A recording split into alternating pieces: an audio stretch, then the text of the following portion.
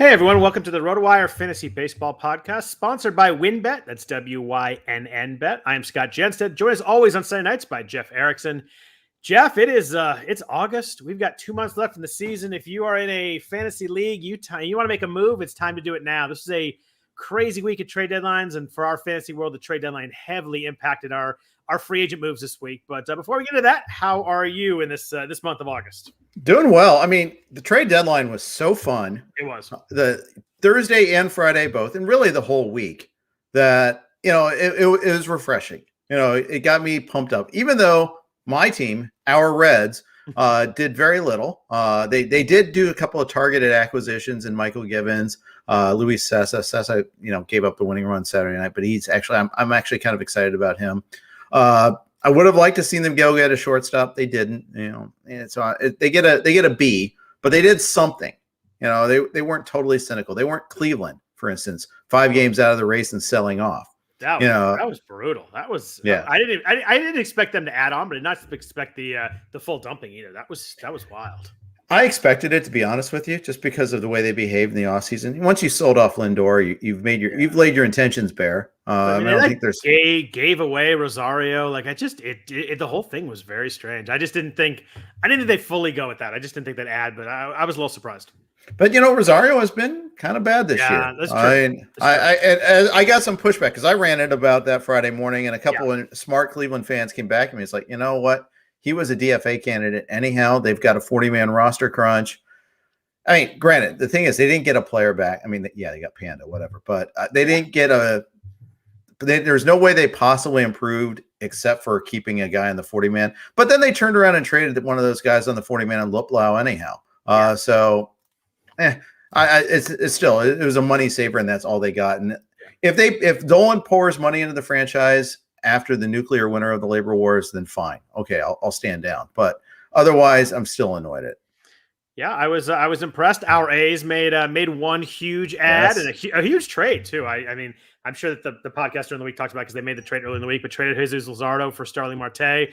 Martay had 3 stolen bases today. It looks like he's not going to slow down running there, which is I guess they have to let him run. Yeah, huge fan. I mean, the A's don't have anybody to run really. They don't really stop people. Laureano's like the only one, but they don't stop people. They just don't really have anybody that can do it. I mean, he has 4 bags this week, so he's up to 26. It's really nice. Obviously, fantasy-wise, a lot of his values in those stolen bases, so that's big. And added Josh Harrison, who I do like, kind of a nice little piece. They're going to play everywhere.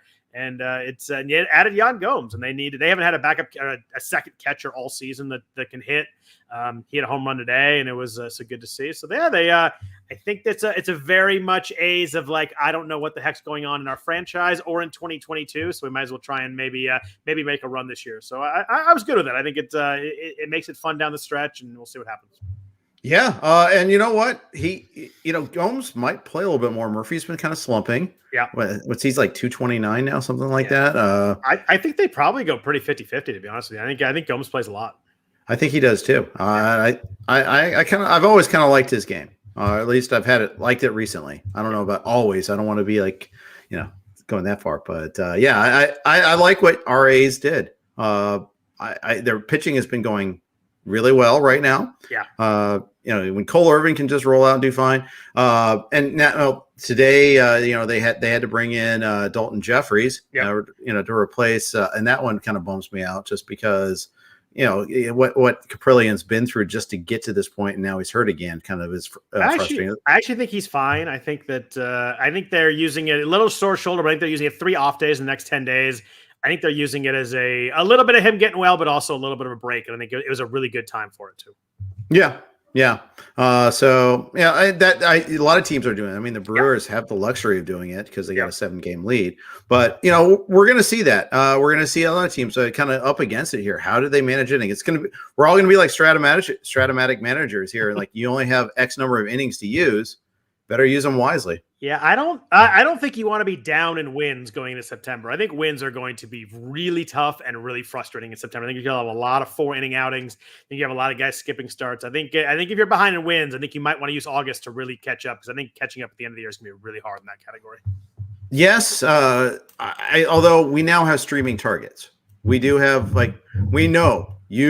start your pitchers against the Cubs, because even if they're not that's true. or the Nats, for instance, and more so the Cubs than the Nats, just because the full teardown on the Cubs side of things. Just make sure you walk Rafael Ortega and Yadiel Hernandez, and you're good. Yeah, right. And yeah, there's some odd ones there that are popping up here too. But it just shows, though, replacement level big leaguers are still big leaguers and good players, way better than you realize. Yeah, no, it's interesting. I mean, and then as we get into FAAB here in a second, we're going to preview the week coming up first. But it was just that guys are going to produce. I mean, the Cubs aren't going to score no runs the rest of the year. There's going to be guys who step in. There's going to be closers who step in for all the closers and all the late inning guys that got traded. So I think this is the toughest FAAB of the season. It was real. I mean, I spent a lot of time in it trying to find guys and really looking into players that I don't know a lot about. I'm not a huge prospect person. Some of these guys aren't really huge prospects either, but they're just getting playing time. And, in a 15-teamer or you play in an NL only, you got to look at those guys who are getting playing time because that's kind of where you start to get some categories. Yeah, I saw your tweet about there goes Ortega as a cheap pickup. Yep. I mean, yeah. I might have even said that after the second home run too, and then he had another one after that. I was like, you got to be kidding. Just to reinforce that. Yeah, so let's look at week 19 for a little bit before we look into FAAB. FAAB's going to be a big part of the discussion here tonight because there's a lot of names to go through and guys I want to ask you about. But looking ahead to week 19, we have one team with 8 games. The Jays have the 6 full games and the 2 doubleheader games, so they have 8. The National League has looks like 6 teams with 7 games. The D-backs, the Phillies, the Mets, Marlins, Giants, Pirates, and Nats. That's 7 teams. And then the AL has the Angels, Cleveland. I guess we don't know what their name is now because they're getting sued by the for their new name. Are they really?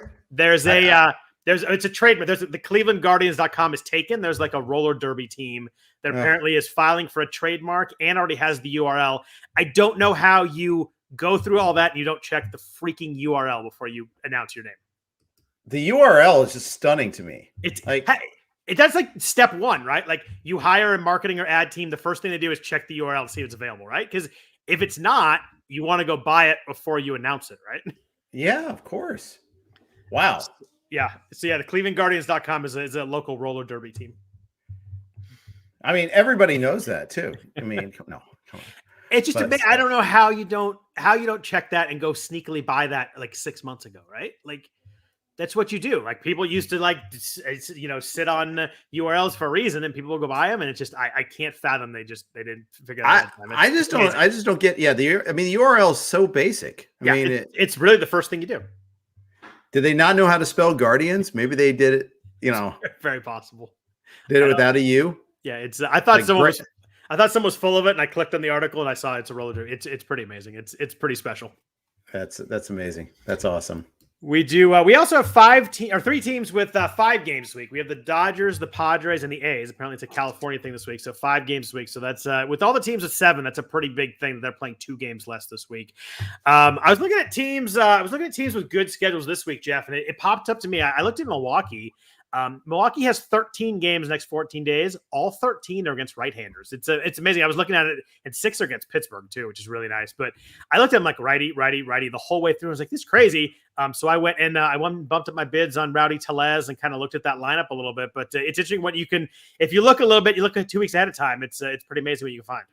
Yeah, it is. And, I got Tellez in one of my online championship leagues because of that.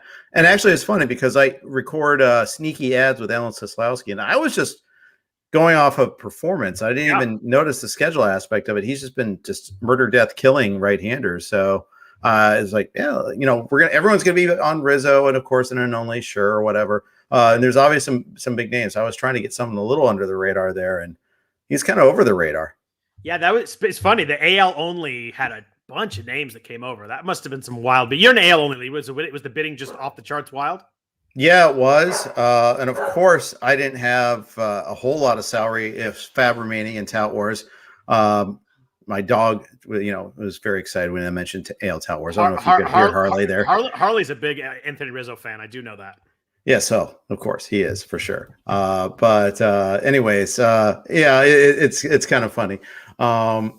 He's very excited about that. But no, it was very busy. I got Yan Gomes as my prize, but I'll take it. It's okay. I'm just thinking on top of my head. I mean, Rizzo, Kimbrel, Martay, all those. A lot of guys went NL to AL. I mean, you got. But yeah, so and Martay and Rizzo are worth the big premium bid for sure.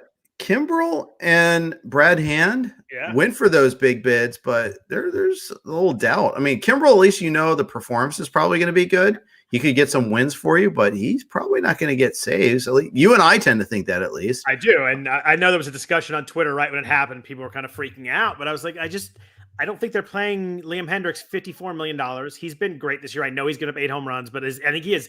Before today, it was like 71-5 K to walk or some absurd Dennis Eckersley type number.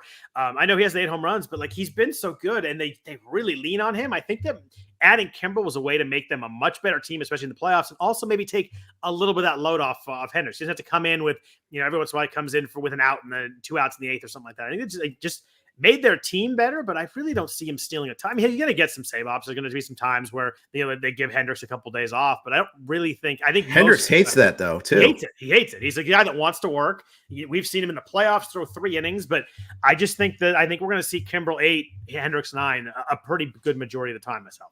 Yeah, you and Draft Cheat, you guys convinced me on that. So and so I didn't have the funds to win them anyhow in that league, so it was kind of a moot point. But I only bid like half of my remaining FAAB. Is like, okay, if I get them, great, but I'm not going to get them. It was keep them really tinily honest, not even honest, but. Sure. So looking at the schedule, we have the Jays. We mentioned the 8 games; they're all at home, so really good schedule there. It's nice to see them playing back in Toronto. By the way, it was a cool scene on. I think that was Friday night. They had they had all the players on the field, and I mean you could tell that those fans were. I mean, it'd been almost 2 years since they had a game. I guess like a year and 10 months, but it was good to see. The Yankees are home for 7 against Baltimore and Seattle. That's a prime schedule right there, especially for their new players, for Gallo and Rizzo. Like getting 7 games at home this week could be a lot of fun. The Rockies are home all week. They do only have 6, but obviously a Coors Field week. So I was looking at some Connor Joe, Elias Diaz kind of ads in some leagues, and Brendan Rodgers is available in a spot. I got outbid, but he was there in a couple spots. So it's a good week for them. They face the Cubs and the Marlins, so it should be a fun Coors week too. It should. The recently decimated Cubs and Marlins both. I mean, both pitching staffs, and especially in the case of the Marlins. I mean, their starting rotation. They did get Rodgers back at least, and I think Rodgers will pitch in Coors. Bad break for him, actually. I'm wrong. He's pitching against the Mets at home. That's actually way better. But Alcantara Luzardo is getting his second start. That's not announced yet. I saw that you guys in the pitching grid, you have him guessed there, but he hasn't been announced yet. But that'd be interesting if they bring him up to pitch right away. Why wouldn't you? Unless you think yeah. Well, especially when you're hurting like they are for just starting pitching right now. I would do it. Unless you really think you have to do something to fix them first, but it's weird they didn't say anything after the game though. Usually, like after the game, you get like who's pitching the first couple of games, or we're calling up Jesus or something. But I have not seen anything that they've announced it. Their probables on their official website are listed as TBA right now. I don't know. I hope we see it. I actually thought about Luzardo in some leagues, but the performance hasn't been good enough for me to do it. But if he and the second game was a Coors, which kind of maybe was like I don't want any part of that. But be interested if he comes up. I mean, he's one of those guys. People are like, oh, I hope you think Luzardo's gonna be bad. I'm like, I hope he's really good. I like Luzardo. Seems like a really cool dude. Probably needed a change of scenery. I don't wish any ill on him just because they traded him away. Right, and I think one of the principles is as long as the trade works out for you, you want it to work for your trade partner too, so you can trade with them again. Yeah. You don't want to give them a lemon. You want to give them, and granted, there's a lot of taking a chance here too. So we'll see. But I think there's only 2 or 3 guys that are like actively rooted against when they got traded from the A's. You probably know who they all are, so I don't need to go into them. But so there's very few that I that leave like that and I root against them. But Matt Holliday's high on that list. That was where I was going to. Yeah. When you don't really try for 2 months and you want out and then you go and hit 400 with St. Louis, like you just there's some ill will there for sure. But we do have a lot of AL teams going to NL parks. The White Sox are headed to the Cubs Friday, Saturday, Sunday over the weekend. That could be interesting if Eloy Jimenez is still dealing with that groin issue and they think he's going to be back start of the week, but maybe, they want to DH and not play him run around the outfield. That could be interesting for his playing time over the weekend. The Astros are playing the Dodgers this week. Obviously, that's the big series of the week. That should be a lot of fun. Tuesday, Wednesday. So I don't know what we're going to get out of Yordan Alvarez. Maybe one start, but they have 3 games. They play a Thursday against the AL team, so you probably still want to use it for 2. At least, real quick, at least he's outfield eligible now. He is. So that's nice. I was surprised he got that eligibility. I didn't. Me too. I didn't think we get. I thought that we'd get there on JD Martinez. I did not think we'd get there on Yordan at least this early. I did not think we'd get there in July. Yeah. Now it'd be nice if we got to 20 so we could get him for next year too. But that might be asking a little too much. Do you see the play JD made tonight against the Rays? Yeah. It was like 52% catch percentage or whatever it was. Like that was a pretty good play. That inning was wild. I think they made 3 great plays in the same inning, and that throw by Hunter Renfroe was nasty too. But it was. JD. I think JD's at 17 outfield games, so pretty good chance he can be able to outfield eligible next year, which is good. Yeah. We have the Royals headed to the Cardinals Friday through Sunday. It's another one there. I don't really think we're too worried about too many. They'll lose some at bats somewhere. Probably Edward Olaveras will get sent back down before the weekend. Just to especially because I got him. But I love that. We're going to talk about him. I love that ad. I tried to get him and I got outbid, but I love that ad. I think that with Soler traded out, they got to just give him a chance. I mean, the guy's been raking all year in AAA. It'd be crazy if they sent him back out. But we will get to him in a second. Angels and Dodgers is interesting too. Friday through Sunday. Obviously, Ohtani's the big thing there. Like if you have him in a league, he's not going to pitch. He's not going to pitch the first. I think they said the first 2 games of the Texas series. He was supposed to pitch today. Got hit by a foul ball in the dugout, so he had a bruised thumb. So he might pitch Wednesday or Thursday, and then maybe he only starts once or twice over the weekend. It's an interesting week. If you know he was pitching, maybe use him as a pitcher, but I think still with the question mark, you got to use him on offense and then kind of see what the weekend looks like. Yeah, I'd say that's right.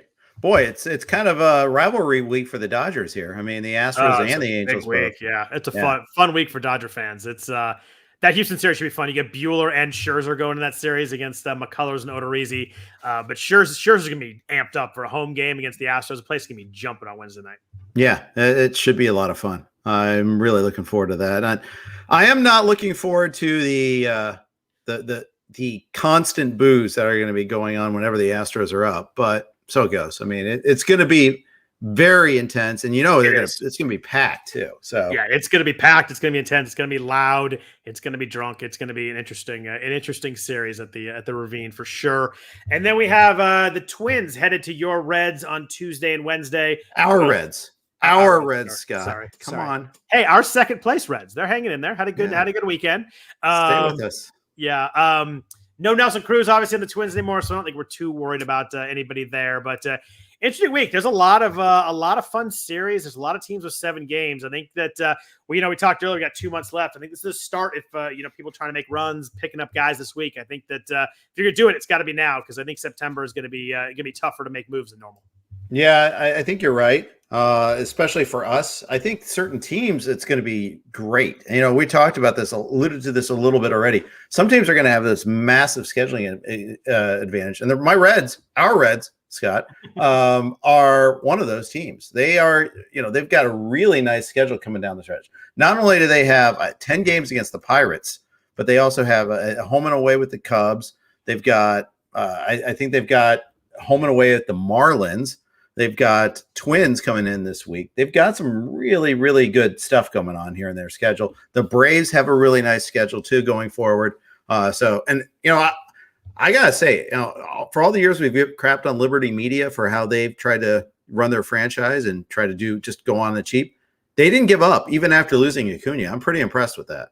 Yeah, they did not at all. It's weird. They kind of, took one guy and added 3 or 4 guys to kind of replace him, which, you can't replace Acuna. And they think they knew that. They figured that, let's get a little creative and try and find some guys. And, they added Jorge Soler, who had been absolutely on fire too. So if they're going to get him on a heater, maybe he can stay hot for a while. He's one of those guys that doesn't get hot for a week. When Jorge Soler gets hot, it's like for 6 weeks. Like when he gets hot, he's unstoppable. When he's not, anybody can get him out. But he's one of those guys. If you're going to catch him on a heater, he could be good for them. And I like that they went for it too. I mean, I think that the key is that nobody in the NL East is running away. I mean, look at the Braves are 2 games under 500, but they're 4 games back in the standings. I mean, there's obviously not going to be a wild card from that division, but someone's going to win that division, and the Braves at 4 back are still in the mix. I like adding Richard Rodriguez too. I really think that one is a really nice fit. Gives them the righty complement to Will Smith, especially with the lefty closer. It really fits well. Yeah, and they've lost a lot of parts this year, a lot of pitching parts too, not just the hitters. And they'll get d'Arnaud back. Obviously, Ozuna and Acuna aren't coming back, but they retool their offense on the fly. I don't think any of them can really play center field worth a damn. I know Jack Peterson was there today, but that might be the one downfall. But I like it. I know I'm kind of rambling here, but so carry on with more schedule analysis. They're the only team with a positive run differential in the whole division, and it's plus 49. I mean, if you look at that, they're clearly they have the most runs scored. They have 106 more runs scored in the year than the Mets do. That's a pretty amazing stat. It is. And, we just ran down the litany of injuries that the Braves have had. I know the Mets have had the same. And the underachievement from Lindor, of course, and Conforto, which we've talked about already. Yep. And that's really bad. I'm benching Conforto in one league. I finally I can't take it anymore. It's a 14-teamer, but only 3 outfield spots. And I just can't do it anymore. That's tough. 7 games against Miami. I know. And Philly. That's tough. But at some point, you probably said the same thing yourself for all these weeks. Like, oh, well, here's the week, but it's been strange. I did not think we'd get anything. I liked Conforto coming there. I didn't end up with him anywhere, mostly because he went too early. And before I was going to take him, he obviously just always went. But I don't know. Are you? How do you feel about it? Are you worried about it long term? Do you think it's just a weird season that he's had? He had the injury in there too. But I mean, it's 6 home runs is pretty gross. I'm confused. I'm really confused. I don't know what's going on. He's in a really particularly bad way right now. He's been losing a lot to, losing some playing time here and there. I think he's in a 1 for 45 slump or something really, really pronounced. I'm probably overstating it a little bit, but he's in a really bad mess. Cody Bellinger thinks that sucks. Yeah. I mean, it's really, really bad. And he had a bad series against the Reds. Yeah, he's hitting them. It's funny, you look at it and walk rate's up, K rate's a little bit down, hard hit rate's up from last year. It's very strange. He's hitting $198. There's just nothing there. Yep. So let's jump into it's a bit of the FAAB. It was a big week. I think we talked earlier offline. We're talking about how much, it took a lot more time this week to be ready for stuff. It took a lot of time to kind of figure out what we were doing. It was tough. There was a lot of names, and I want to jump into the starting pitchers. Reed Detmers got called up for the Angels today. First guy called up from the class of 2020 at least as a pitcher. Wasn't available in NFBC, but obviously there's a lot of leagues that people play in. Looked really good early. He looked good in the first inning. Struck out Olsen, struck out Lowry with guys on base. Mm-hmm. And then had a bad third inning. Olsen hit a 3-run bomb. Jan Gomes hit an absolute bomb to left field. But Detmers is a big prospect. He's the 10th overall pick in 2020. He has 54 innings so far this year in the minors, 3.5 ERA, 43% K rate, 8% walk rate. I guess, do you think he's up to stay? I mean, they traded Andrew Heaney, so there's a spot in the rotation now. Dylan Bundy is starting this week now, but just not really in the rotation. So it's kind of ahead of him probably already. Do you think Detmers is here to stick? Do you think you'll be planning on bidding him next week in leagues where he's available? Yeah, I want to see what they do with him a little bit there. So, they're not one of the – are they one of the 3 5? No, they're not one of the 3 California teams with just 5 games. In fact, they're the opposite. They've got 7. Yeah. Yeah, I mean, first of all, what a concession of defeat on Heaney, by the way, too, by them. I think he stays up. They might go 6-man rotation. That's what it looks like right now. But, part of that is Ohtani. When is he going to pitch again? How long can he stay in? I don't know, but this is the same franchise that still doesn't see fit to call up Joe Adell. So their offense is bad. I know the ace pitching is good, and they're pitching. They got shut out 2 days in a row. Shut out 2 days in a row, and it's just their offense is every time a guy comes up, I'm like, oh, well, I'm not have to worry about this. It's pretty much Ohtani and Fletcher does what he does, but after that, you're like, all right, well, I guess you can kind of cruise through till Ohtani comes back up, which is a terrible way to look at an AL lineup. It's brutal. Well, Walsh is good. He's not. He's hurt though. He's not. Yeah, that's true. Yeah. Marsh, we'll see. The verdict's out on him. And Upton can hit a home run. He can run into one. But when he comes up, you're not like, oh God, here comes Upton. True, absolutely. I was watching the series, and I was like, as long as Ohtani's not up, I felt pretty good that we were in a good spot, which is very strange. I mean, I'm looking at Upton. Yeah, he's got 15 home runs, hitting 230, but he just doesn't strike the same 30 used to. Obviously, he can run into. You're right, but the bottom half of the lineup, I mean, it's pretty rough. It is. Speaking of in that game, facing off against Reed Detmers was Dalton Jeffries, who actually was drafted in a bunch of NFBC leagues because he had a really good spring. It was him or Cole Irvin for that 5th spot. We figured that even if Jeffries lost it, someone would get hurt, he'd fill in, and he ended up having an injury early on, so he kind of took a little bit of step back. Has not been good in AAA. He was a 5.2 ERA, but pitched pretty well today. He struggled a little bit early, gave up 3 runs in the first 2 innings. He gave up a home run to Max Stassi in the first, but 5 innings, 3 earned runs, 3 strikeouts, 3 walks, 3 hits. In 2019, he was pretty good. It was a 3.6 ERA in 64 innings. Like we said, was really good in spring training. For me, it really depends on how long we think he sticks. I think the Caprillian's going to be pretty quick. I think Jeffries maybe one more start before we see Caprillian back in. So I kind of ease back. I don't think he's a long-term stick. I was going to say it's not even guaranteed he gets one more start because you look at there are 5 games this week. If they want to keep Minaya on schedule, they can. They go off day Monday, off day Thursday, off day the following Monday. Yep. It's very easy to keep everybody on schedule, and Caprillian slides right back in. And you could argue pretty hard that it makes sense to do it because otherwise Minaya is a whole week because they don't play that Monday ahead of time. Like right. you said, it's a whole. They probably don't want him to fully do that. So I think you're right. I think that the Jeffries is maybe one more, but you're right. It might be 0. Yeah. So I was very minimalistic in my bids on him. Before we get to the rest of the pitchers, a quick note from our sponsors. So, Jeff, Cal Quantrill's a guy that you and I have talked about a bunch of times and is pitching really well right now. His last 6 starts, 3 earned runs or fewer in each one.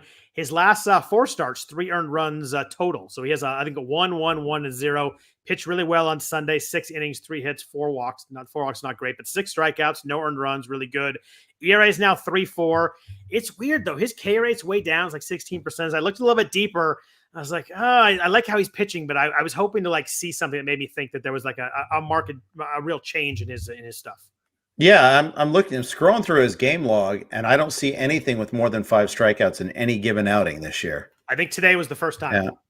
Yeah, you're right. But that's not on his page yet, so that's why I'm not seeing it. Right, and that was only 6. So your point remains. It just says, the strikeouts haven't been there, and it was. last year he was a 23% strikeout guy. You can work with that, but 16%.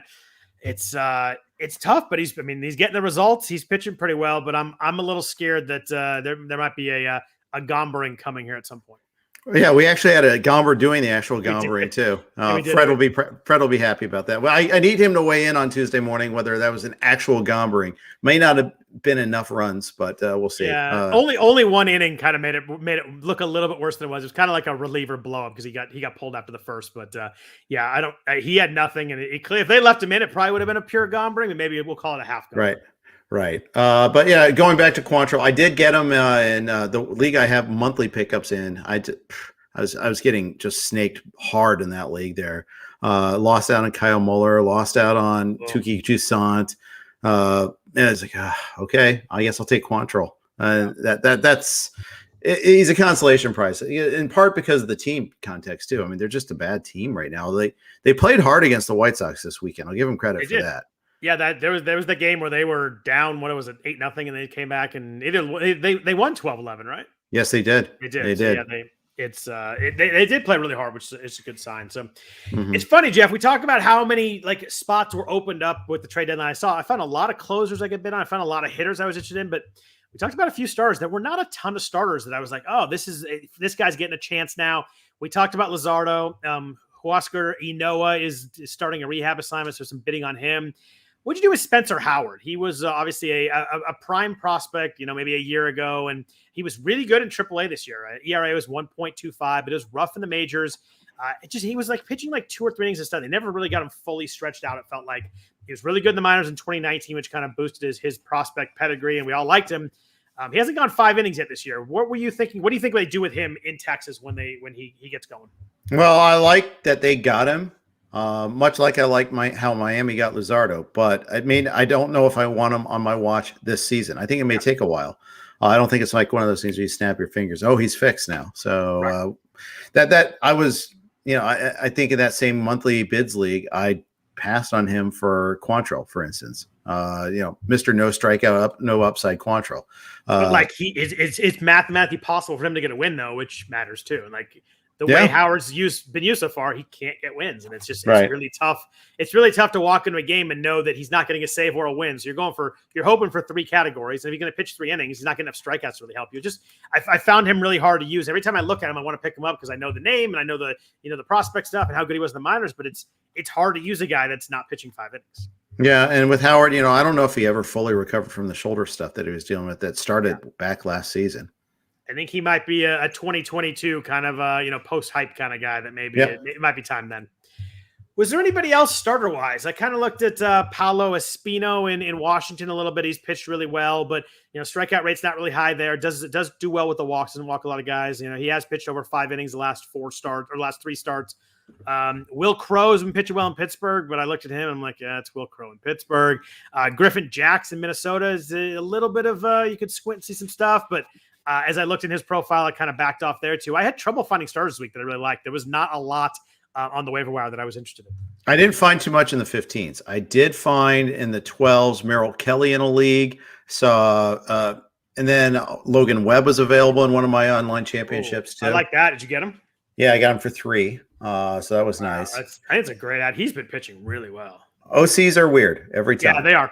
He'll go for 3 or he'll go for 103. You can never really fully guess. It's funny you say that because it is like if you look at some of the pickups I made, and we're about to get to like some of the hitters and closers. Like I got Edward Olaveras in yogurt, 103 versus 4. Yeah. 4. We're at that time of year, and I think everybody was like, there's a lot of Eloy bids this week, so maybe people were focusing in on that, and we'll talk about that when we get to the hitters, because obviously Eloy Jimenez, at least in NFBC leagues, got hurt like right before most of the main event, so he was available in 80% of them, because if he was not drafted, you can't pick him up during the season until he's on the roster. So this first week he was available. But I found it tough starters too. I looked at the guy that I really liked in 12s, Luis Patino, pitched really well this week against the Yankees. He was available in one of mine, so I grabbed him there. That was one that you can see like some real actual upside there. He pitched again. I think he pitched against Cole and outpitched him in that game. And it was I watched that start because Cole was pitching. I kind of wanted to see what we got going there. And Patino came out as really impressive in that start.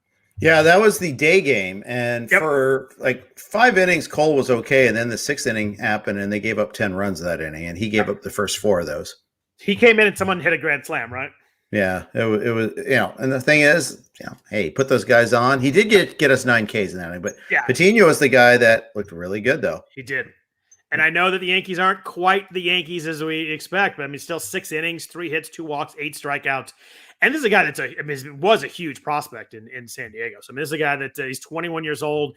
I'm looking for upside in some leagues here, try and make a run. I think Patino is probably the main pitcher that I see that's still available in some 12s that it actually has some real could go on a big run kind of upside. Yeah, that's right. It's what a week for the Rays, by the way. Nearly get swept by they lost the first 2 of the Yankees. Didn't nearly get swept because they won 14-0 the 3rd game, but and then they turn around and sweep the Red Sox. That Sunday night game was great tonight. That was one of the better Sunday night games in a while. That was a really fun, tense game the whole way through. Yeah, it was. And what a weekend for them. I mean, they came up huge. Scott, I still don't understand them though. I mean, I kind of get Rich Hill trading him away, kind of, except you're just peeling away Def. The Castillo trade, I don't get it all. Do we just think they thought Rich Hill was maybe starting to get fried a little bit? Yeah, maybe he was a jerk. I don't know. I think that they're like the approach of I'd rather do it 3 months too early than 3 months too late. Yeah. And I think that sometimes you're going to get burned by that, but a lot of times you're going to come out looking pretty good. And I don't know. I used to question the Rays, and now I just figure they know what the heck they're doing. They traded Diego Castillo too, who was kind of that's the one I was going to get to, though. I just don't get. I know they don't have a main closer, but he was their main back end guy that I don't know. It's weird how they do things, but they sure do it well. I wonder if it's the prospect that they got in that deal is why they really like that one. And that's because JT Chargois, I mean, he's a guy that's a reliever that's put together a couple of hot months, but I don't know. But then again, they're the Rays and they're smarter than we are. And speaking of them, did you put a bid in on Matt Wisler? It's funny. You and I were talking, and you texted me and said, I wonder what's going to happen if the Braves get a save off here before 7:00, which is the time that the NFBC FAAB goes in at on the West Coast. He got 2 outs, and it was 6:54, and then he put 2 guys on base. I'm like, I don't know what I should do here. He was kind of struggling. Then he got the out, and I had some conditional bids. I didn't get him anywhere. I just Same. don't. I mean, I don't. He's actually pitched really well. He's got some good numbers. I looked at him as he came in. I was looking at his StatCast stuff and all that, and his FanGraphs page. But he's pitched really well. I just don't trust. I don't think they're going to do anything different than they've done. I don't think they have any reason to. I think they're going to have 6-7 different guys that get saves in the last 2 months, and I don't think anyone's going to get enough for me to really get excited about adding them. But like the point you made when we're talking about it is like they're such a good team that there's going to be a lot of saves, so you have to at least think about it. But I don't know. I guess I go Andrew Kittredge if I had to go somebody, but I can't pretend to know who's going to get the next save in there. Yeah, I can't either. I think it's, I'm looking at like my main event leagues to see if Whistler went. Whistler went for $1. He was a conditional bid of mine, so I had him I had a conditional bid that was higher than $1, but he went for $1. You obviously in a 15-team main event league while getting a save for a first place team in the AL East. Think about that. I think you wouldn't have seen that if it had been a 5-minute save instead of an 11-minute save. You probably would have seen some different prices. He went 1, 2, 3 and just mowed down the competition. Yeah. So that's a good segue. Let's jump into closers. But first, a note from our sponsor, WynnBET. There's one thing we appreciate here at Rotowire. It's making good decisions, and even more so, making the right decision. Listen up, folks. I have an incredible offer for you from Rotowire's newest partner, WynnBET, the premier digital casino and sportsbook app. WynnBET is now the exclusive sponsor for Rotowire's Fantasy Podcast. WynnBET brings you all the latest action with a user-friendly interface, moneyline bets, boosted parlays, over-unders, round robins, live betting, and so much more all at your fingertips. Want a break from sports betting? Head into WynnBET's digital casino and take a spin on roulette, double down in blackjack, slam the slots, or try your hand at baccarat. WynnBET is currently available in 6 states: Colorado, Indiana, Michigan, New Jersey, Tennessee, and Virginia, while rapidly expanding. At WynnBET, the possibilities are limitless. WynnBET is currently offering all Rotowire listeners a risk-free bet up to $500 on your first wager. Download WynnBET now. That's WYNNBET. WynnBET, the exclusive partner for Rotowire's Fantasy Podcasts. So, Jeff, you mentioned the Rays. We had a ton of close situations that either opened up or got more muddled, or the guys got sent out. You talked about Richard Rodriguez. We have a lot of teams. I want to start with Richard Rodriguez in Pittsburgh. I think that a lot of us liked David Bednar 2 weeks ago. I think a lot of us picked up David Bednar 2 weeks ago with the thought that there's no way they don't trade Richard Rodriguez. We've been talking about it for 3 months. That even in drafts, we're like, I don't know if you take Richard Rodriguez, he might get traded in April or May. We seem to be the guy. He came in on Saturday with a lead, but in the 8th inning, and he actually blew the game, which I don't really care about the run he gave up. I care about the fact that he came in the 8th. It looked like Chris Stratton was going to come in for the save, which is kind of crazy. But Bednar's been good. 2.85 ERA, 30.5% K rate, a walk rate just under 10, swinging strike rate's 14.9%. He clearly looks to me like the best arm in the bullpen. He might have come in the 8th because Bryce Harper was coming up. Maybe they're going high leverage situation, that kind of thing. I still think as the situation plays itself out, they use Rich Rodriguez in a pretty normal, old school normal kind of way as the closer. I still think Bednar will get the most saves, but I think it's going to be a spot where if the right guys come up in the 8th, we might see him there too. But I do like him as a pitcher. I don't like the team, obviously, but I think Bednar's the best pitcher of the kind of the group of guys we're bidding on this week. I think so. At least, well, he's the best Pirates pitcher, at least. That's true too. That's true for sure. I mean, if you were looking at who's the guy in if it's Paul Sewald was available in some leagues, then I think he's the equivalent at least. Also, we don't know if he's going to get saves either. Right. Yeah. In fact, even when Castillo didn't get the save chance today, it wasn't Sewald. And I think they've shown with the Graveman Seawall usage in the past. I don't think we know fully we're going to get there. They're pretty much a go for the high leverage team too. Yeah, and that was the biggest problem I ran into. So my big target for closers was Kyle Finnegan. Yeah, mine too. He converted twice. And others failed too. Yep. Wander Suero has failed.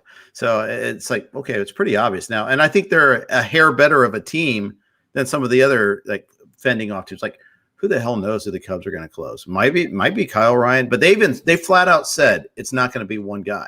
Yep. They said that. And there's not going to be a whole lot of them. The Pirates, there might not be a whole lot of them. The Rangers, there's not going to be a whole lot of them.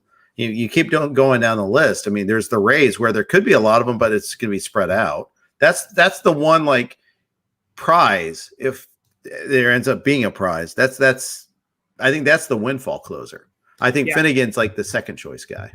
I think you're right on Finnegan. I think Finnegan looked like the guy that like has the job the most. I like Bednar most as a pitcher, but I think Finnegan has the job the most. They clearly used him this week. You mentioned the 2 saves. He got a win today too, which was nice. 3.14 ERA in 43 innings, 25% K rate. The walks are an issue. It's 11.5%, so that scares me a little bit. In 2020, he had a 2.92 ERA with the Nats, but a 12.1% walk rate. And we've talked before, closers win with walks. When you get in the ninth inning, you start to walk guys. It does get sketchy. How much was Finnegan pretty aggressively bid in your two mains? Because he went over $100 in both of mine. Well, I got him. No, it wasn't nearly as aggressive. I don't know. I think in one of them, I got him for 39 with the second place bid of 36. So I was pretty happy about that. That's a great price. He went for 101 and 124 in my two mains. He went for 71 in my other one with a 37. We were the 37 second place bid. Just a prime example. Any league you play in, make sure you put in some sort of bid because you just never know when you might be the league that gets it for maybe people don't have money, maybe people don't like him, maybe people don't need saves that have the money. There's a lot of situations that go into that, but I had bids in on him. I didn't get him at those prices. I was kind of doing some other stuff, and I didn't. One league I really needed saves badly, and I was trying to like stack a bunch of guys, try and get two of them rather than getting just one at the top. But I wasn't in the hundreds anyway. I was kind of more in the 50s and 60s.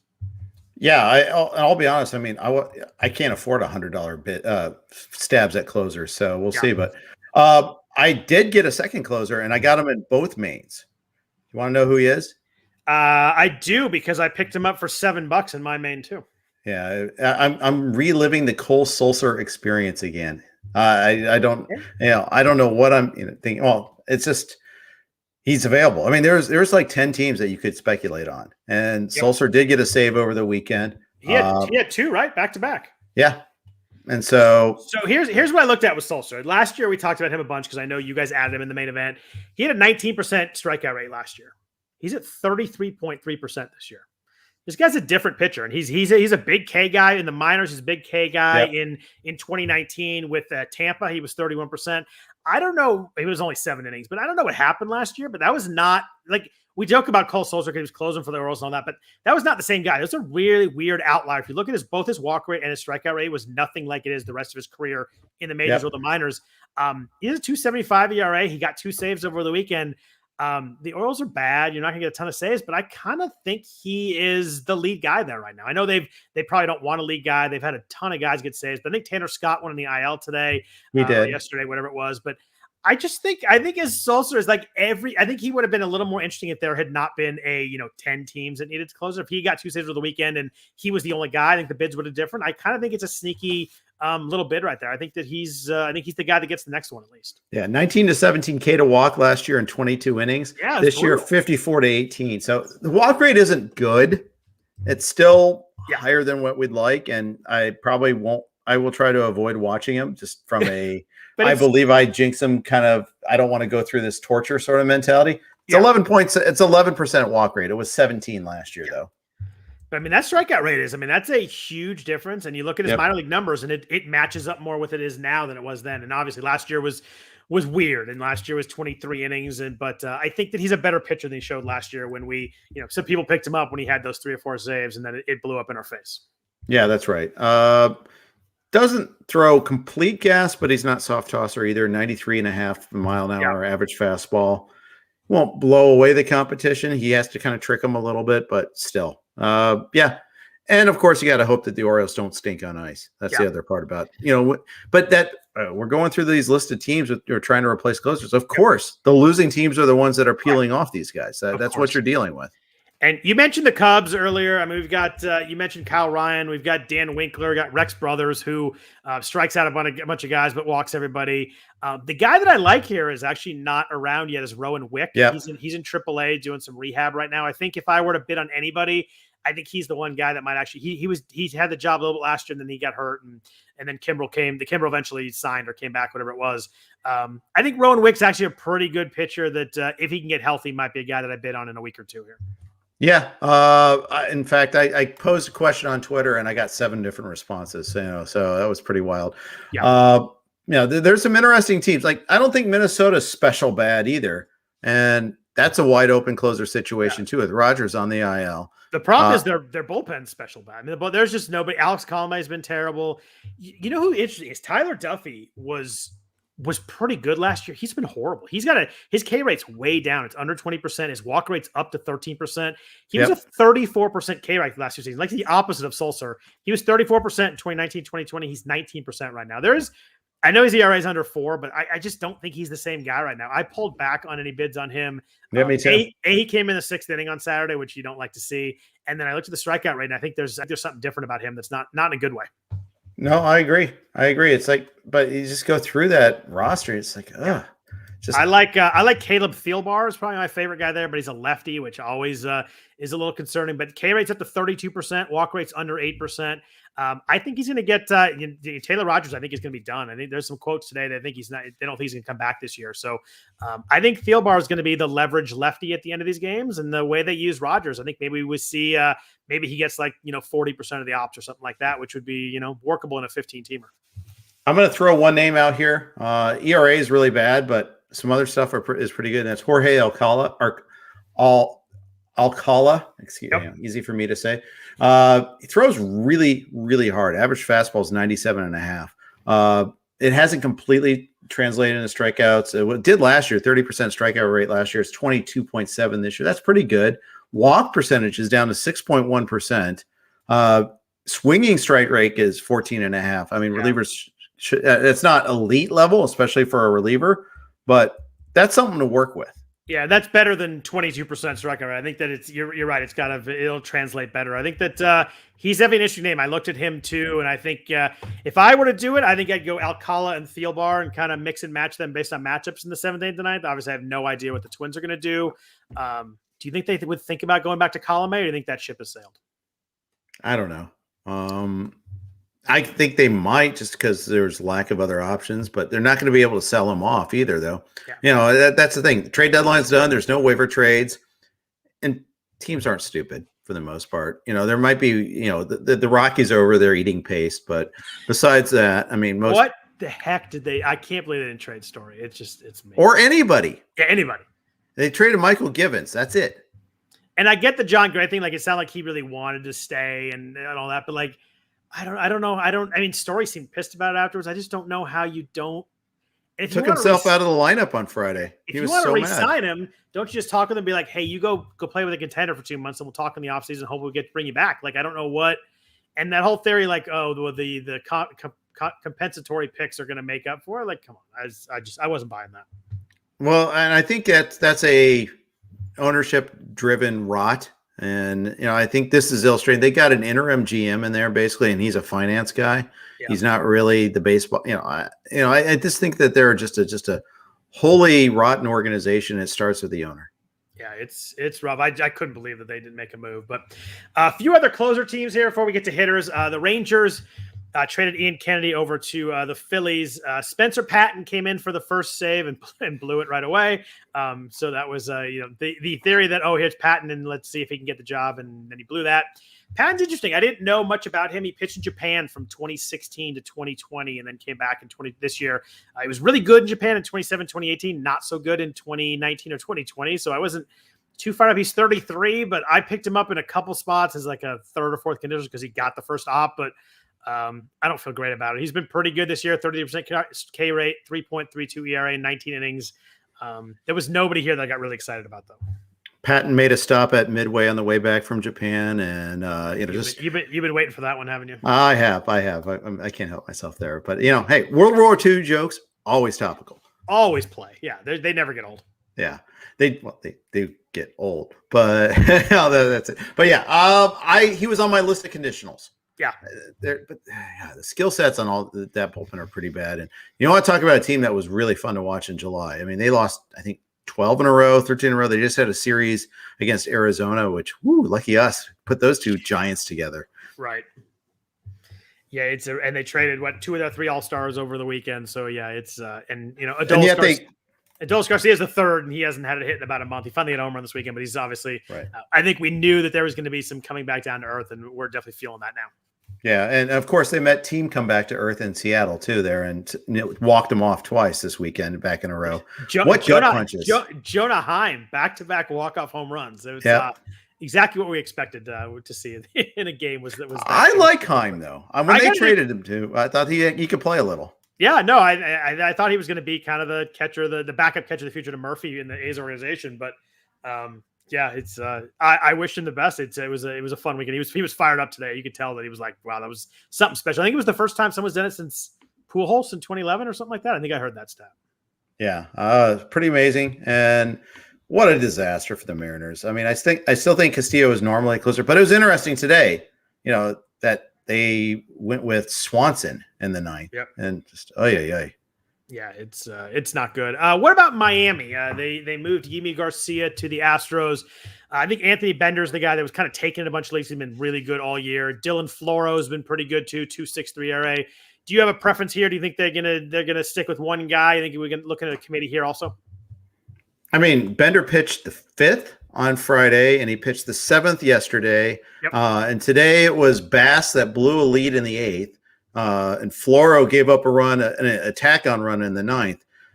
Yeah, I mean, I think in my only league a week ago, I threw a buck on Bender, but I'm not really expecting a whole lot out of any of these guys.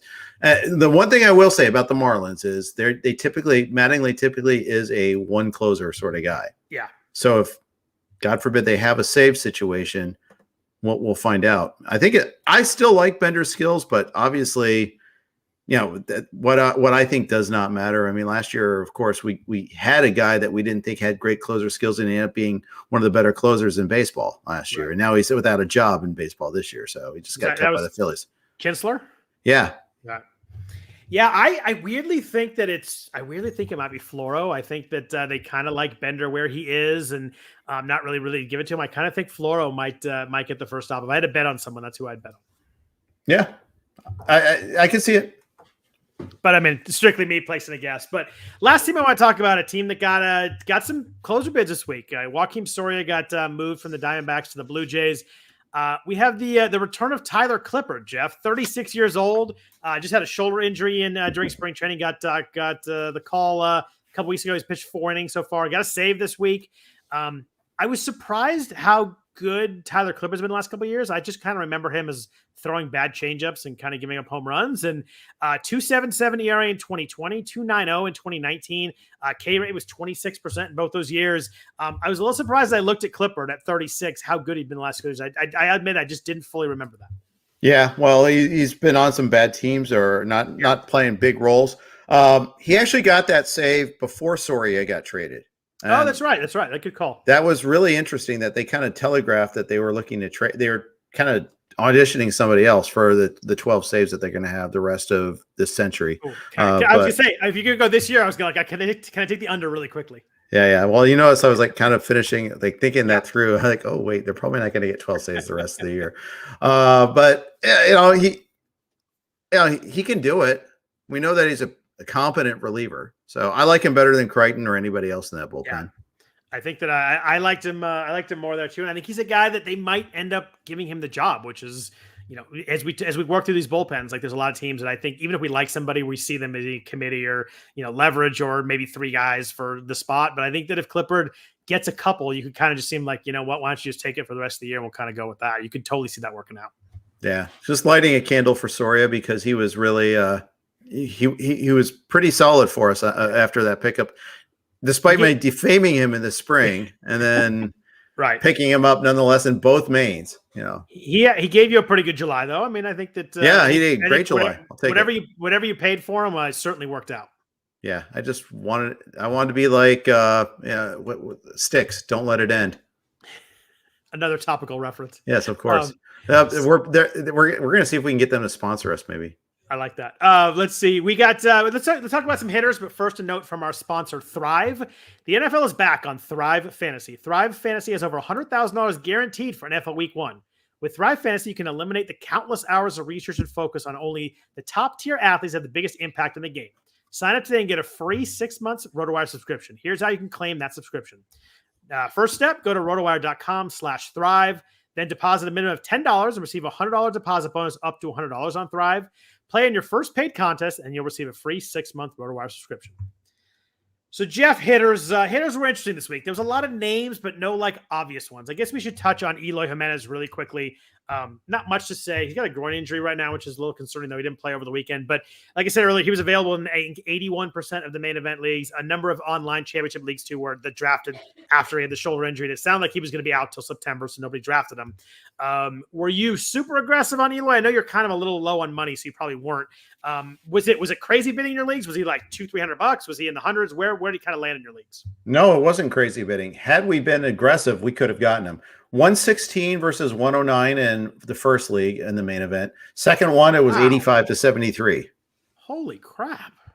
Yeah, you and I were going back and forth and talking, like estimating what the average winning bid is going to be. And I first said $300, but then I looked at the FAAB remaining in my leagues, and I'm like, no, there's only one team with over $300 in each of my leagues.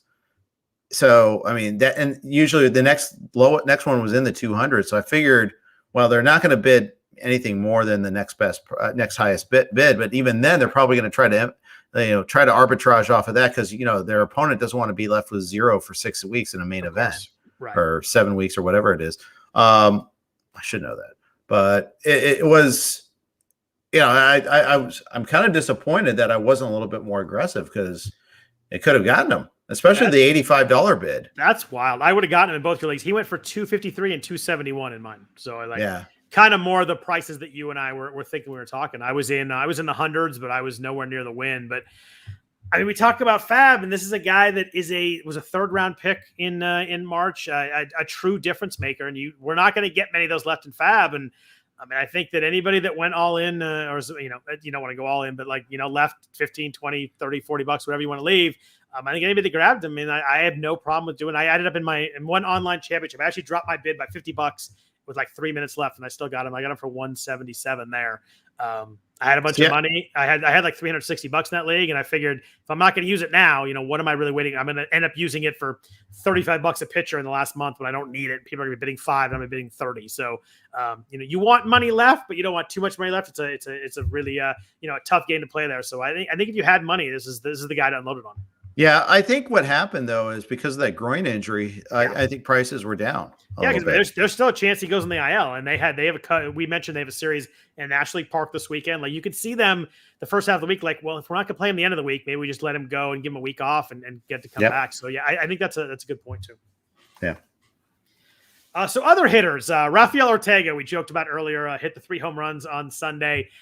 Jeff, I think the ball might be changed, because 2 of those home runs I didn't think should have been home runs. It was right. He hit the second one. I'm like, oh, he got close. That's a fly ball, and it just kept going. And then Yadiel Hernandez, second home run. I was like, there's no way that's out, and just carried. So I don't know what's going on there. Maybe it's just warm in Washington today. Well, it's humid though. It poured. Yeah. Remember they had to delay the game a couple of times. The guy slid and stopped at second base. That was fun. Yeah, the warning track was like a big puddle. It was terrible. Yeah. They probably shouldn't have been playing that game. But so Ortega hit 3 bombs. He's an interesting guy if you look at minor league stats. He's 30 years old, though, so he's not like a young guy, but he's a guy that, maybe can just hit right now. But 2019 in AAA, 21 home runs, 14 stolen bases, hit 285. 2018 in AAA, only 2 home runs, but had 12 stolen bases in about 300 plate appearances. He had a 26 stolen base season in 2017. If we're going back, there's some stolen base in his past. Obviously, he was a younger guy, but what did you do with this? Obviously, the price went away. He went for $140 in one of my main events. Like, the price obviously spiked significantly with 3 home run game. But were you on Ortega before this game? How are you feeling about him going to this? I was not significantly on Ortega before this game, and I was just still pretty moderate even after, because I was trying to avoid the Tuffy Rhodes recency bias. But He went for 37 and 15 respectively in my 2 leagues. I might be in the wrong league is what I'm learning here. Yeah, I think so. Well, I think, maybe it's a case where a lot of my league had spent a lot of money too.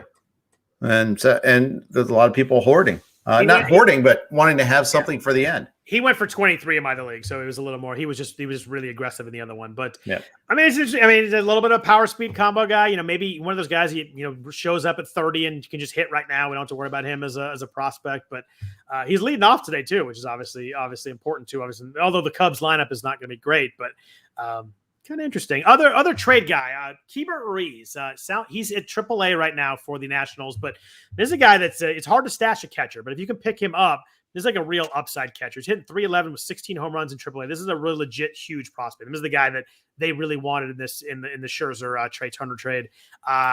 How do you think Ruiz? Are you going to be big on him when he does get called up? Or do you pick him up in leagues where you could kind of prospect on guys early? How do you feel about Ruiz? I like him a lot. I just don't know why they didn't call him up right away. It makes me wonder if and when they're going to call him up. And remember, they added also Riley Adams, another catcher, in the Brad Hand deal too. In fact, I'm just looking at them and like wondering. There was a quote. It was like, we just want him to kind of ease in and get himself comfortable. And I was like, well, I think he's hitting 311, and he's not going to be comfortable in a new, like, either way, he's on a new team. It's not like AAA is the same guy. It was a weird quote. And I don't know. It just seems strange. Like, I think he's proved what he could do at AAA. I think it's time for him to hit. I don't know if there's service time in here. He did play with the Dodgers last year, right? And this year a little bit. He's only played 8 games though. But I don't know. It seemed weird. I thought he was going to be their catcher from day one, and let's go and let's roll with him. And I was a little surprised to send him AAA. Now, does he have 3 weeks of service time? That's the question. He does not. He has a week. You could be. I don't know how many games he didn't play. So yeah. Because isn't that just the thing? Is like, don't like, for the extra year free agency, don't you have, isn't it 3 weeks? We might not see him the rest of the year. I my bullshit detector is kind of dinging on this one here a little bit. Kind of like, why isn't Joe Adell up? The Joe Adell, he homered again today, by the way. They showed his clip during the A's game. It was some weird stadium that has like a little weird center field, but like a bomb to center field. Yeah. It's weird to me that they called up other guys, not Adell, though. I guess, all the quotes are like, we wanted to be ready when he gets called up, but like, it's August. They were still in the mix as of a couple weeks ago. I think that losing 3 out of 4 to the A's is pretty big for them this weekend, but with Trout out, with Walsh out, I mean, if they were going to call him up, it makes no sense to me. I don't know what they're doing. No, I don't know. And see, the thing is, they're one of those stuck in the middle teams and in a bad way. Like I wrote about this earlier in the week that the Tigers are stuck in the middle in a good way. They're playing well, but they're not contending this year. But at least they got young guys. They're getting better. They have a plan. They're building a core. I don't know what the Angels are doing. And I also don't know how to fix it. I don't think the Angels know what they're doing, which is the real serious problem. Yeah. I don't see a whole lot of a plan. And I see like all the stuff that happens in the organization, whether it's firing employees, whether it's treating their minor leaguers like dirt. I really don't know what they're doing, and it doesn't look good. Yeah, I mean, it's wild. You've got 2 of the 5 best players in the world, and you just can't even make any kind of move or do anything. It's wild. Yeah. Well, and Anthony Rendon is like, that's been a big bust. Yeah. He can't stay healthy, but it's all, and I feel bad for Rendon too. It's like he finally got his contract. He earned that. But yeah, at the same time, I mean, it wasn't necessarily the play for the Angels. A few more, some hitters here. Abraham Toro was interesting. Everybody was up in arms about the Mariners trading Graveman, and they got Toro, and he homered in 3 straight games, and he homered every game of that series. He's playing second base in Seattle the last few days, playing every day. In 2019, he hit 306 in AA with 16 home runs, so a little bit of pop there. Were you bidding on Toro this weekend in your leagues?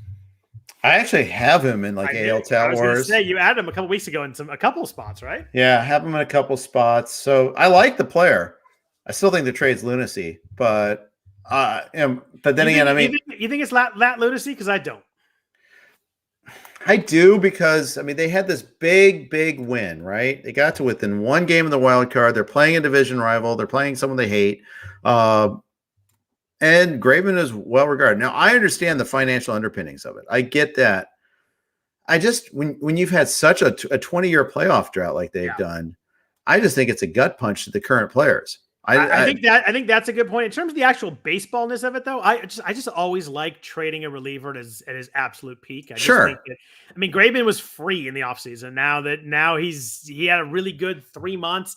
There's some talk about what his spin rate did after the spider tack, and it went way down. And I know, I just think that anytime I can kind of trade a flash reliever that's been hot for 3 months, I'm pretty willing to do it.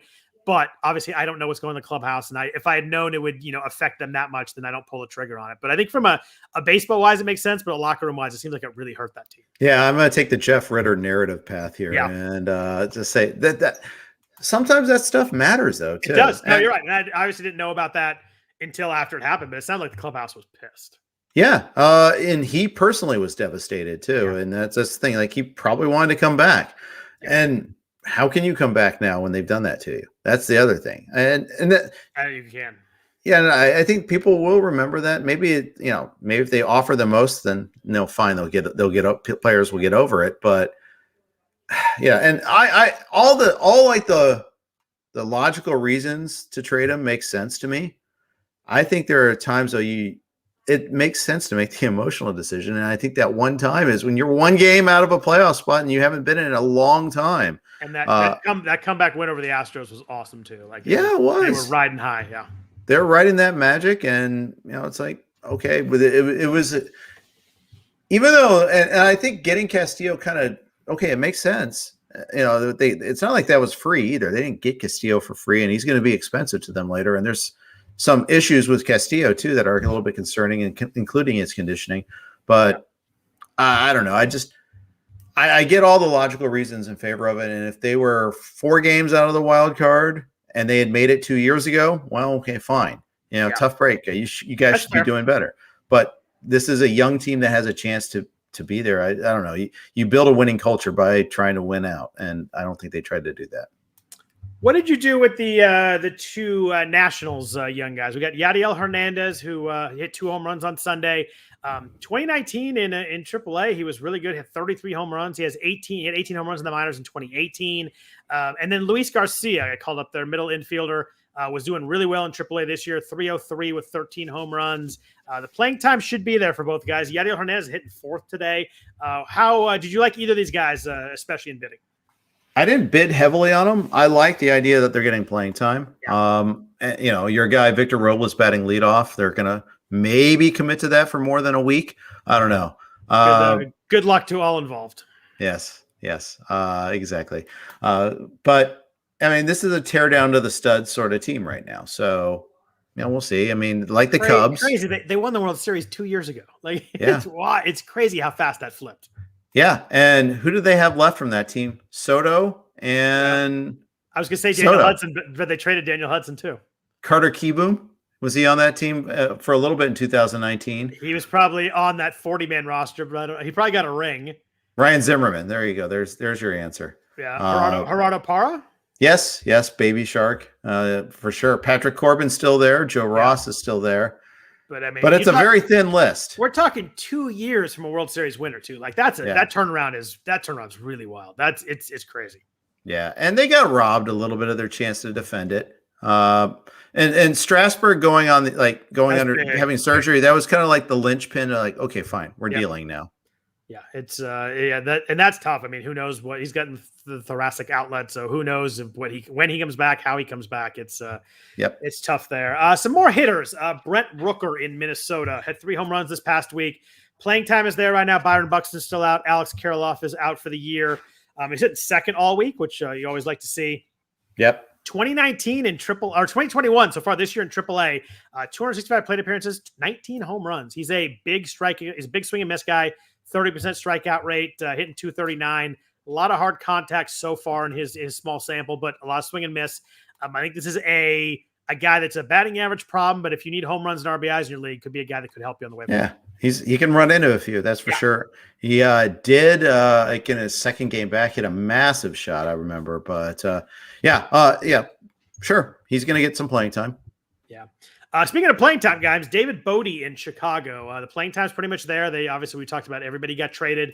Hard hit rate's good with him is kind of the stat that I looked at. He's 40% hard hit rate, 12% barrel guy. Bab's only 224. I got to think that may come up a little bit with how hard he's hitting the ball. In 2019, he had 11 home runs, 5 stolen bases, hit 260. What I like about Bodie, second base, third base eligible. I think he's a nice bench guy right now. Going to play every day, maybe run into some also. Not going to be huge for you, but I think kind of a deeper league serviceable guy that can cover middle and corner, which I always like. Yeah, probably bat in a decent spot in the order too. I mean, Contreras will be somewhere in the middle. That our guy Rafael Ortega, who we spent some time, he's been batting leadoff. Yep. Ian Happ might actually play more than twice a week. We'll see what happens with him. It's been an unbelievably bad Ian Happ year. It's been so bad. It's been bad the whole way through too. Yeah, Patrick Wisdom. I like Patrick Wisdom. He's gonna get a lot of playing time. He's gonna do his Brian LaHare impersonation. That's a good comp right there. I like that. Thank you. That's a good call. It's just amazing that how much they paid Jason Hayward, and he's still hitting 6th or 7th on this team. Yeah, that's right. I thought you'd be impressed with my restraint on Wisdom too. By the way, That was pretty good restraint. Yeah, so I many didn't think puns about I it at the could have time. gone with. Instead, I did a player comp. That's like keep you look off at it. that. You're maturing in front of our very eyes. The fact that I have to point it out, probably not so much, but a couple of guys in Pittsburgh, Rodolfo Castro. There's a lot of attention because his first 5 hits were all home runs, and Hoy Park played shortstop on Sunday. Got called up. He was a guy that they got from the Yankees.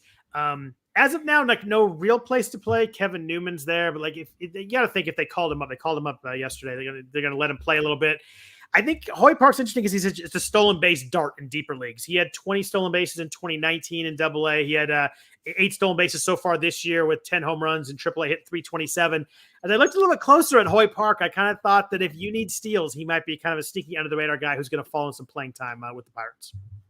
Yeah, he might. I'll wait till he starts playing though before I really add him on my roster. It might be too late then, but I don't think he got. It might be. It just might be. I missed out on that backup Pirates shortstop there, Scott. When he has 12 stolen bases the last 2 months, you'll remember that you made fun of me for Hoy. I'll mock at my own peril. That's right. Did you pick him up? I didn't. I had him in some conditional leagues where I need a middle infielder, but you don't get credit for that then. I don't get credit for that. No, but it's got to watch though. I think that if he does play, and I think if they want to commit to him and let him play a little bit, I think he's a guy that maybe next week, if he's playing a little bit, like you said, the playing time's obviously huge. I think he could be a stolen base guy for the stretch. Did you do anything? Speaking of stolen base guys for the stretch, did you do anything with Andres Jimenez? The Indians, I guess the Guardians or whatever we're calling him now. Didn't call him up yet because he's not eligible to travel to Toronto. He's working on his U.S. residency. So they play the Blue Jays in Toronto the first couple of weeks. So he's not eligible to go there. So they couldn't call him up. They called up Owen Miller instead after they traded Cesar Hernandez. Jimenez has been good. He was terrible in the majors, but been good in AAA. 9 home runs, 6 steals, hitting .282. Do you speculate on Jimenez maybe a half week early here in any leagues? Sure. I haven't yet, but sure, I can see it. That whole thing, though, doesn't that affect like a lot of players going to Toronto? I don't understand that situation. I think he was like in the middle of getting some sort of paperwork, so he was not quite eligible to go to Toronto yet. Whereas most guys, they've probably worked that out before the season. Maybe they didn't because they didn't think they were going to Toronto. I don't know what happened there, but I just know he was not eligible to go. What I read.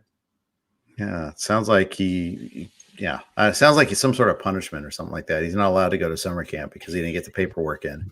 Right, that does happen. Last couple of guys I want to ask you about. Edward Olaveras, we made reference to earlier. Can't believe he held him to the very end. I had to. I love Edward Olaveras. He homered on Sunday to boost his price up a little bit, but 233 plate appearances in AAA, hitting .322, 13 home runs, 12 stolen bases. And then you look at 2019, AA, he had 18 home runs, 35 stolen bases. His numbers pop off the page at you. Do you think he's finally up for good, which is the most important question I have for you on him? He better be. I added him in both mains. Oh, nice. I like it. Yeah. 23 and I lied. One main. Sorry. Okay.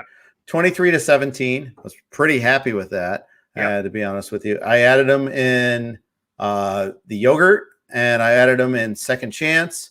I added him a lot. I have a lot of them. I like it. I think that it's a power speed mix that we don't see in many guys in FAAB. It's hard to find. I got outbid on him. I ended up with I forget who I ended up with instead. Did you get Chaz? No, I don't remember. I got Rowdy Tellez in both mains, which I really like. We talked about the 13 good righties. Job. And then I got Brent Rooker. He was my bid after. It was after Olaveras and the other. I knew I got an outfielder somewhere, but I do like Tellez with the 13 straight righties. But I like Olaveras a lot. I just hope they play him. Like I don't know what the issue is in Kansas City. Why they let some of these guys play ahead of him. But I hope they just give him a lineup spot, let him play the last 2 months, then see what we got. And if it doesn't work, then decide the offseason. But I just hope they let him play. So this is weird. Tellez was dropped in one of my mains this week. How? I mean, it was by a good team too. And maybe it's just they're just so good they don't need Rowdy Tellez. So good that everybody else they're dropping people that everybody else is picking up. Yeah, it's like who they pick up for him. Let me pull it back up. I'll tell you, but I'm frankly bamboozled, dumbstruck, even flummoxed. As Drupal Cabrera. Not a fan of that move. Yeah, a colleague of ours did that too. Maybe they needed a third baseman and they had too many first basemen. Would probably be my guess. Yeah, I guess. In a vacuum, I don't like it, but obviously there's a lot of times, if you have 3 good first basemen. Like, it just doesn't work for you. You can never play the guy, and you need someone that can play corner or play third base. And it doesn't fill in your corner, but who knows? But you mentioned Chas McCormick playing center field with Miles Straw, traded. Has 10 home runs this year, but only hit 233. In 2019 in AA and AAA, he had 16 stolen bases, 14 home runs. A little bit of a speed power guy. I think everybody likes him because his photo is he kind of looks like an accountant nerd. Right. Photo.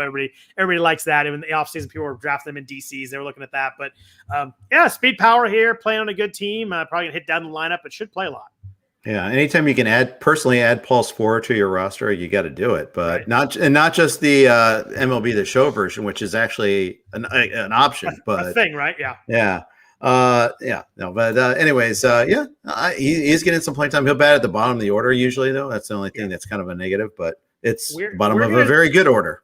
We're going to see some closers and the offensive guys from this FAAB period. They're going to be huge for people in leagues. I don't know who they are. I tried to figure that out this weekend, kind of figure that out. But there's going to be some guys who emerge from this trade deadline. They're going to be really important in fantasy leagues. I think you're right. I hope you're right. And hopefully we're right about which those players are. A couple quick news and notes. We've kind of gone long here. We kind of figured we went in the FAAB, but Fernando Tatis went on the IL for his shoulder injury. It's funny. The second he did it, I knew exactly. It's how I hurt my shoulder the second time I did it. Almost the exact same play, just at a little bit of lesser speed, but same angle that I landed on. And I knew exactly what he did right away. And it's just one of those things that you and I talked about it. We talked about it earlier this season. It's not going to go away. He's done an unbelievable job of playing through it. But this time, he went on the IL. They're still going to reevaluate in 10 days. And Jace Tingler threw it out there that for the first time, season-ending surgery is kind of on the table a little bit. Well, and they kind of said, well, guys, we knew all along he's going to need it. It's just a matter of when. Right. Of course. But they kind of denied that. They didn't. They may have known that they needed it all along, but they certainly didn't acknowledge it. Yeah. And I just I think he probably is going to rehab and give it one more. I mean, we got 8 weeks left of the season. Might as well try and do it and then have the surgery afterwards. But at some point, it just comes out easier and easier. Is the problem that every time he slides or does, it's going to come out. So it's clearly an off-season surgery for sure. It's just a matter of he can kind of gut through it these last 2 months, or if it even makes sense to do so. Did anybody have a worse week in the Padres? I mean, brutal. Missing out on Scherzer and then losing Tatis. Yep. I mean, and Paddock went on the IL too. I mean, I don't know if that really hurts for real world baseball, but he has an oblique strain. But it was not a good weekend in San Diego. I'm gonna have to. Yeah, it wasn't. I've got Paddock as a very manageably cheap keeper in 2 leagues, and I'm gonna have a tough decision this offseason on him. I kept him going into the season with knowing that it's not the same pitcher I kept, but he's been worse than that. I don't know what I'm going to do with him. I mean, obviously it depends on who your options are, but I mean, that's it's back-to-back, like not just trouble. It's really bad. I mean, his ERA is 5.1. Like he's unusable right now. Which potential keeper is a worse keep for next year? Victor Robles or Chris Paddock? Wow. Oh God. I got them both, baby. But is there an option C somewhere? Oh, there's C, D, E, and F, but and the point is though, you give up on them, and especially in XFL, and 2 years ago, those were like awesome keepers, right? And the thing about an XFL is I got them when they were minor league eligible, so their price only goes up $3 every year as opposed to $5 every year for other players. Do you give Robles one more shot? I think the Nationals. Thank you. I see what the Robles does these last 2 months. He's on trial right now. And it's funny because a week ago it was like, oh, he's going to be playing part-time, and then obviously they moved everybody, so he's got playing time now. I think you're right. I think these 2 months are pretty big, and he's going to have a full green light, right? Like they're not going to care if he goes and runs, but I should think in a deeper league, you probably you can stash him and put him on the bench and see if he runs a bunch these last 2 months, because we always see that with guys that we saw it with Jonathan Villar when he was in Baltimore, like teams that have nothing to play for. Some of these guys that are really fasting and steal bases tend to just kind of run wild at that point. Yep. Got to get on base first, though. True. A couple other notes, just because we're getting out of here. Domingo Germán and Tony Gonsolin went on the 10-day IL. Hamstring for Germán. It's too bad. He's kind of pitching really well. He took a near no-hitter to the 8th a couple starts ago. Tony Gonsolin, interesting. I want to ask you, Jeff.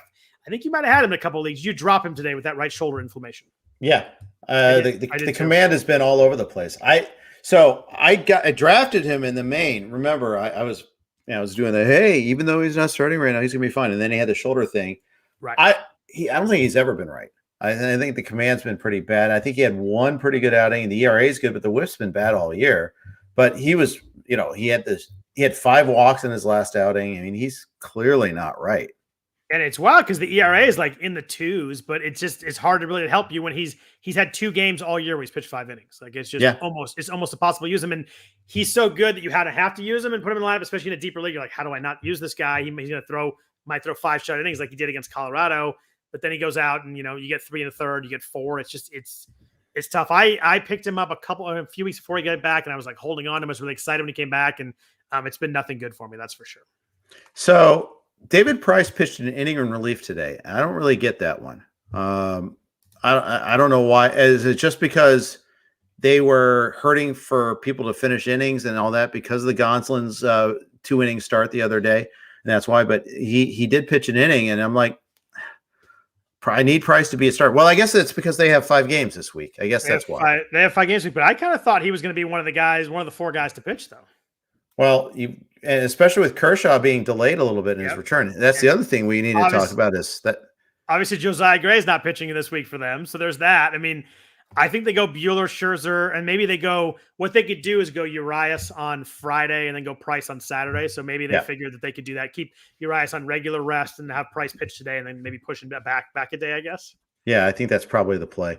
And then, they're also off next Monday too. So that kind of buys them a little bit of time. But Kershaw – they pushed back his rehab or his simulated start today because he was still feeling a little sore, a little discomfort. And they said, "Oh, not a big deal. We're going to play, wait and see." But he doesn't feel especially close to making a major league start, does he? No, it doesn't. Yeah. We talked about Caprillion, so I'm not going to go back there. Taylor Rogers, we talked about. He went in the IL, but it sounds like he's not going to be back this season, whether he has surgery or not. They're trying to figure out if he's going to or not. But at least the beat writer in Minnesota pretty much felt like he was done for the year. So we talked about the Twins' close situation, but obviously if you have Rogers, you can just drop him and pick somebody else up. The only thing I want to mention, a couple of guys real quick. Tyler Glasnow likely going to require Tommy John surgery. This one just sucks. Like I have him in the league, but like I don't even care about that. It's just like the fact that he had the thing with the spider tack, and now he's going to end up missing like a year and a half. And you figure if he gets it now, he's probably done for next year too. Like maybe he makes some appearances in August, September last year if it goes really well, but probably not, right? We don't have an appearance yet from Sale, Syndergaard, or Severino. Yep. No, I don't expect him back next year. I think he's done. I think it's 2023. You mentioned Chris Sale. Chris Sale threw 81 pitches in a rehab start today or yesterday, so he's close at least. I think Boston's going to get kind of a nice ad in Sale. It'll be interesting to see what he does and how much they push him. But 81 pitches is a pretty good sign. Yeah, I think he's taken a little bit of a lead over Severino for the first to back contest there. Yeah. And way over Syndergaard, obviously. I'm just flipping through here. Anything else I really wanted to mention? Josh Donaldson missed his 4th straight game with a hamstring injury. Just always something with JD, unfortunately. Kyle Schwarber, who the Red Sox traded for, taking BP, expected a rehab assignment soon. So maybe another, a week or so, he'll probably get 5 or 7 games and kind of come back. We mentioned Ohtani, and I think that's kind of the main set of injuries. DJ LeMahieu is expected back on Monday. So is Brandon Nimmo. So just some guys to check in on there. Yep, and always the Monday surprises are always a good thing, and always. There is a day game tomorrow too, so just be aware of that. How early is it? I think isn't it the Jays doubleheader if I recall? Oh, you're right. No, I thought that was later in the week. All right, let me double check. I will tell you. It's Indian. Oh, you're right. It's Indians Jays at 12:00. Yep. So not 4 hours earlier. It's not too bad, but and not a doubleheader either. I don't know why I guess they're just playing a day game. Oh, you know what? Canada Day or something? Might be. Looking at my calendar. Where's Rob Silver when I need him? My calendar says Civic Holiday Canada. So there you go. I'm going to call it Canada Day and see if hopefully I'm right. Yeah. There you go. I was going to make some sort of crack and nope, not feeling it. All right, fair enough. All right, so there's a day again. There's only like 8 games tomorrow, so it'll be kind of a light day. But anybody else you want to talk about? Anything, Charles? Trade deadline, FAAB, and I think we kind of hit everything and kind of went in depth on everybody. Anything else on your mind? No, I think we hit it pretty hard. Beautiful, cool. Well, thanks everyone for listening to the Rotowire Fantasy Baseball Podcast. We do always appreciate that. If you please rate and review the podcast, also helps us a lot. Also, we thank WynnBET for their sponsorship. That's WYNN Bet. We thank them for that. If you want to follow Jeff on Twitter, he's at Jeff_Erickson. I am at Scott Jenstad. We're happy to answer questions, talk baseball with you there. Other than that, hope everybody has a good week. Hope you make some moves in your leagues here. You got 2 months left. It's time to do so. So good luck to everybody. We'll be back at you next Sunday. Take care.